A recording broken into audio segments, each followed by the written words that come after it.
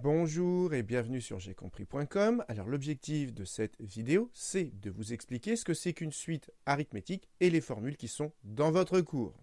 Alors une suite est arithmétique lorsqu'on passe d'un terme au suivant en rajoutant toujours le même nombre qu'on appelle la raison de la suite. Et cette raison, souvent on la note R comme raison. Et donc quand vous avez une suite arithmétique, eh bien, le schéma qu'il faut absolument avoir en tête, c'est que pour passer d'un terme au suivant, eh bien, à chaque fois, on rajoute toujours le même nombre, la raison que j'ai notée R. Donc, pour passer de U0 à U1, on fait plus R. Pour passer de U1 à U2, on fait plus R. Et à chaque fois, pour passer d'un terme au suivant, on fait plus la raison à chaque fois. Alors, la raison, ce qu'on rajoute à chaque fois, ça peut très bien être positif. Par exemple, on peut avoir R qui vaut 2. Ça veut dire qu'à chaque fois, on va rajouter 2. On va rajouter 2 à chaque fois. Mais la raison, elle peut aussi très bien être négative. Par exemple, on peut avoir R qui vaut moins 2. Et donc, si R vaut moins 2, ça veut dire qu'à chaque fois, on va rajouter moins 2. Et rajouter moins 2, ça veut dire tout simplement qu'à chaque fois, on va enlever 2. Prenons par exemple la suite arithmétique, deux premiers termes U0 qui vaut 5 et deux raisons qui vaut 3. Et donc, ça veut dire que sur le schéma, pour passer d'un terme au suivant, à chaque fois, on rajoute la raison 3. Donc, à chaque fois, sur le schéma, pour passer d'un terme au suivant, je marque plus 3, je rajoute la raison. À chaque fois, pour passer d'un terme au suivant, je rajoute 3.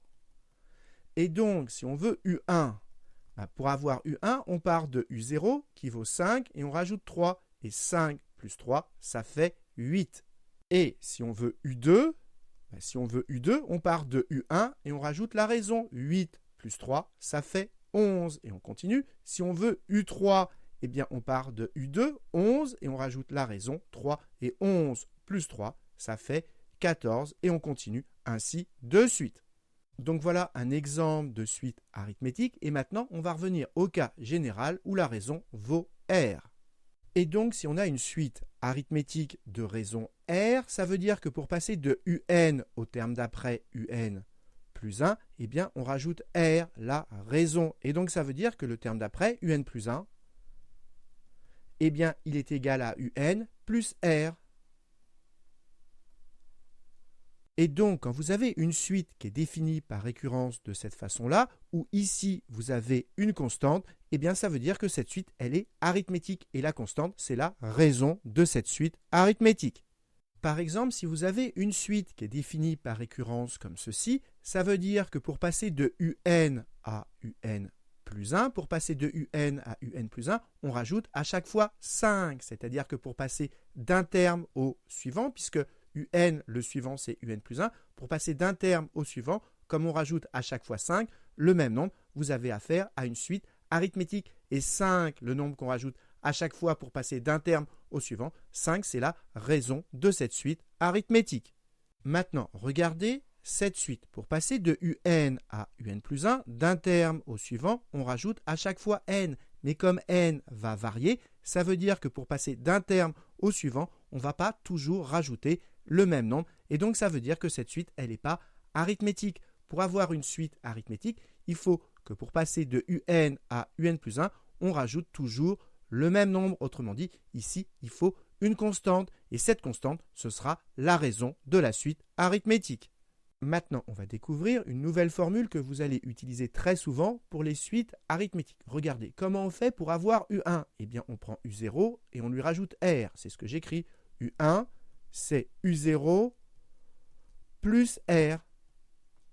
Et maintenant, comment on fait pour avoir U2 à partir de U0 ? Eh bien, pour avoir U2, on part de U0 et on va rajouter une fois 2 fois R.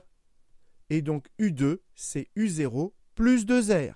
Et vous l'avez compris, U3, qu'est-ce qu'on peut dire de U3 ? Eh bien, c'est U0 plus une fois, 2 fois, 3 fois R.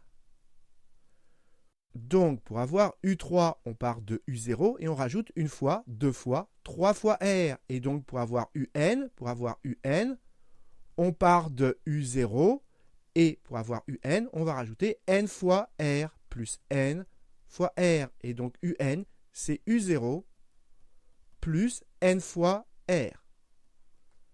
Et donc voilà la deuxième formule que vous devez absolument connaître sur les suites arithmétiques. Et pas besoin de l'apprendre par cœur. Si vous faites ce schéma, on la retrouve très facilement. Alors, il y a des variantes à cette formule. Si on veut UN, mais cette fois-ci, au lieu de partir de U0, on part de U1.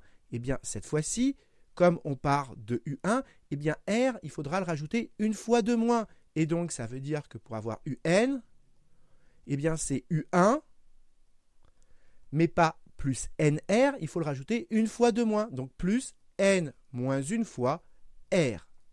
Donc, cette formule, c'est une variante de celle-ci. Et toujours pareil, pas besoin de l'apprendre par cœur, on la retrouve en faisant le schéma.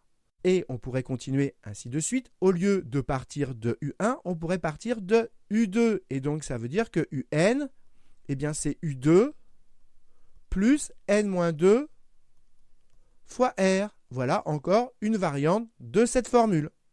Par exemple, en exercice, on vous dira on a une suite UN qui est arithmétique. Le premier terme, U0, vaut 5 et la raison vaut 3. Combien vaut U100? Eh bien, on appliquera tout simplement cette formule sur les suites arithmétiques. C'est que U100, je remplace N par 100, c'est U0. U0, c'est 5, plus N. Mais N, c'est 100, donc 100 fois la raison 3. Et après, il n'y a plus qu'à calculer. 300 plus 5, ça fait 305. Et donc, voilà combien vaut U100. Donc voilà, cette vidéo est terminée. Donc, on a expliqué que quand on a une suite arithmétique, eh bien alors, on dispose de ces deux formules. Et retenez bien ce schéma. Il permet de retrouver ces deux formules et de bien comprendre ce que c'est qu'une suite arithmétique. C'est qu'on passe d'un terme au suivant en rajoutant toujours le même nombre. Donc voilà, j'espère que vous avez bien compris et dans la prochaine vidéo, on verra comment démontrer qu'une suite est ou n'est pas arithmétique.